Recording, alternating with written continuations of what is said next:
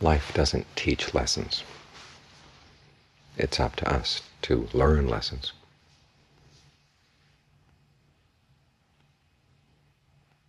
Which means that we have to take the initiative. We can't wait for life to come along and teach us what we need to know, or to have it automatically presented to us.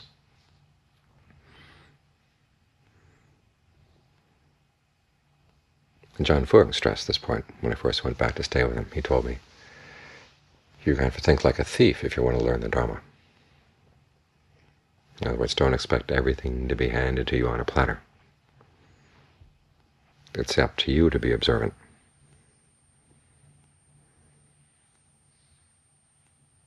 When you're listening to somebody talk, whether they're aiming at teaching you a lesson or not, what can you learn from what they have to say? When events happen in your life, when events happen to people around you, what can you learn? When you make this willingness to learn the basis for your self-esteem, that cuts through a lot of other issues.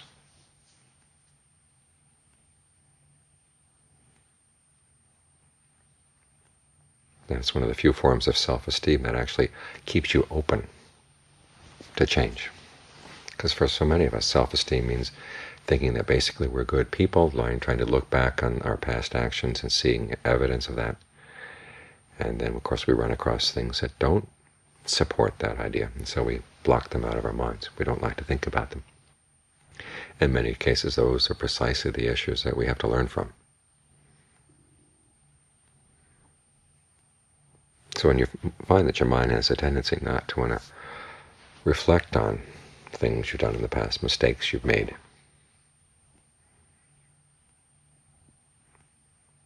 try to look at what the fear is around that. Why are you afraid of looking at these things? Fear in and of itself is not a bad thing. The problem is when fear is conjoined with greed, anger, and delusion. It's the greed and the anger and the delusion that create the problem. After all, a lot of the Buddha's teachings are based on a very rational fear of the suffering that comes from aging, illness, and death. There's the word ottappa, which means a fear of the consequences of unskillful actions.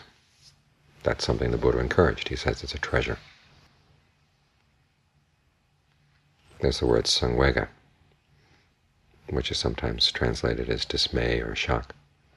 It's related to an adjective, samvega, W-V-I-G-G-A, instead of the V-E-G-A,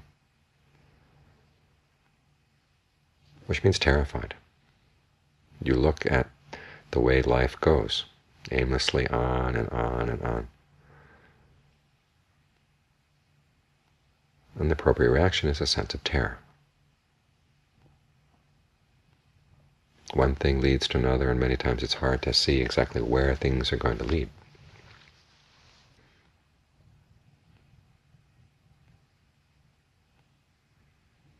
And as the Buddha emphasized, the only way out of this is having a sense of strong confidence and conviction in the principle of karma, the principle of action. And that requires that you be willing to learn what's skillful, what's not skillful. So when you see the mind refusing to look at things where you've made mistakes in the past, you have to ask yourself, what's being threatened here? If you look at that, and oftentimes you find it's your sense of your own self-esteem. That sense of, I'm basically a good person, I wouldn't want to hurt people. And then you look at things you did to hurt yourself, to hurt others. Or you look at feelings and emotions that you feel guilty or ashamed of.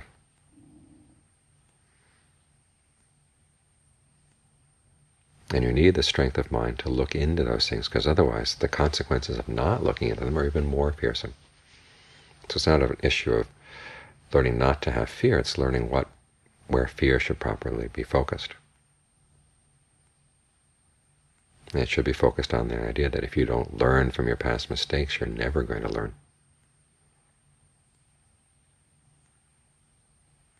At least you're not learning anything right now, and in not learning anything right now, you're leaving yourself open to all kinds of mistakes in the future.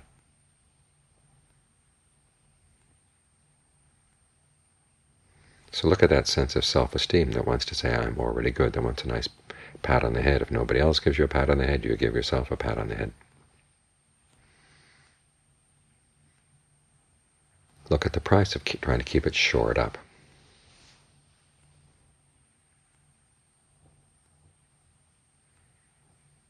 In that sense of trying to protect that sense of self-esteem, when it so obviously is fragile,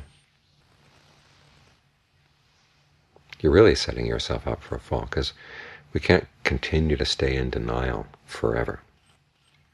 Or even if we do stay in denial, that the suffering that comes from our actions just keeps coming back, coming back, coming back. We see this pattern in other people. And as the Buddha says, the wise person is someone who learns lessons from other people's actions as well. It's that famous sutta, the quick, well-trained horse as opposed to the stupid horse. The quick, well-trained horse only has to see the shadow of the whip, and he does what he knows should be done. Next down there's that horse that has to see the whip before he does what he knows should be done. Then there's the horse that has to feel the whip on his hide. And then there's the horse that has to have feel the whip cutting into his flesh. And finally the horse that has to feel the whip cutting into his bone.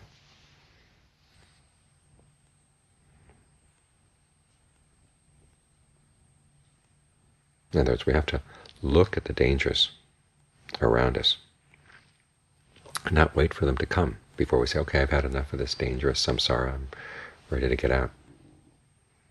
Or I have enough of this particular way of acting, I'll have to learn how to stop.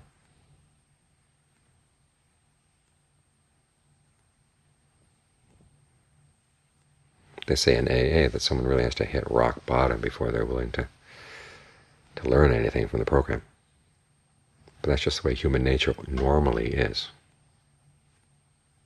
And even then, people hit rock bottom and they don't learn.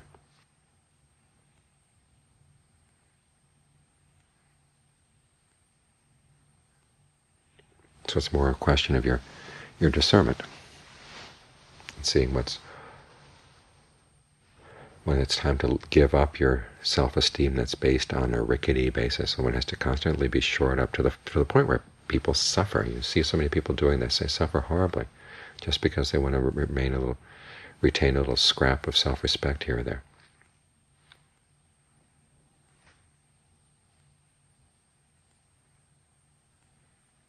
So take that lesson and apply it to yourself, looking back on your past mistakes you made.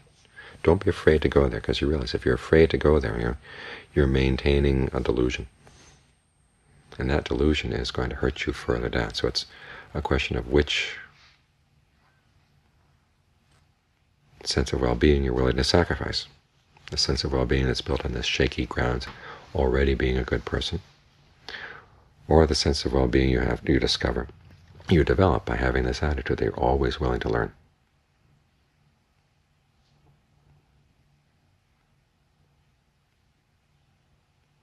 The second attitude is the one that offers hope. It's based on a lot more solid foundation,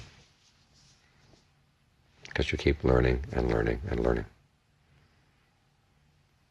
So even when you're dealing with difficult things from the past, you have the attitude, well, at least I'm going to learn from this. That shifts the foundation onto something a lot more solid.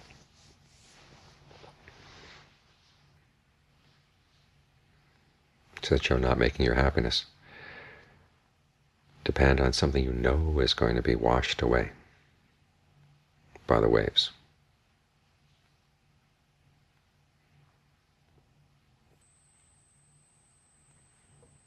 And it's based on a much more clear-eyed sense of fear, what really should appropriately be feared.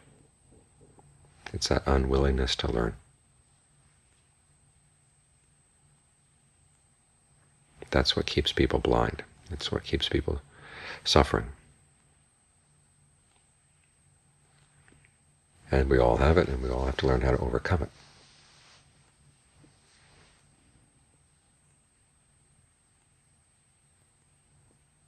It's only when we can overcome it that we actually start learning lessons. Otherwise, we go through life. The lessons are potentially there,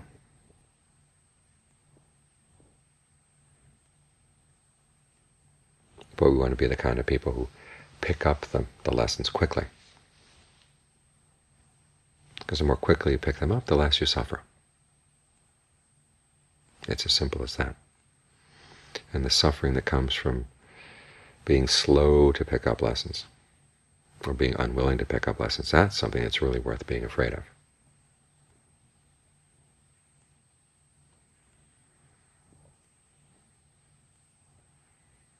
The Buddha encouraged his son, Rahula, to take this lesson of being willing to learn at all times as the basis for the whole practice. Explain to him how to learn. You look at your actions and look at the results. When things don't turn out right, you talk them over with someone else. You're not ashamed to talk them over. Talk them over with someone who has experience on the path. Get their perspective. And then resolve not to make that mistake again. When you do things properly, you do something based on a skillful intention and then no unhappy results come, then you can take joy in the practice. This is where that sense of self-esteem is properly placed. Take joy that you're continuing to grow in the practice.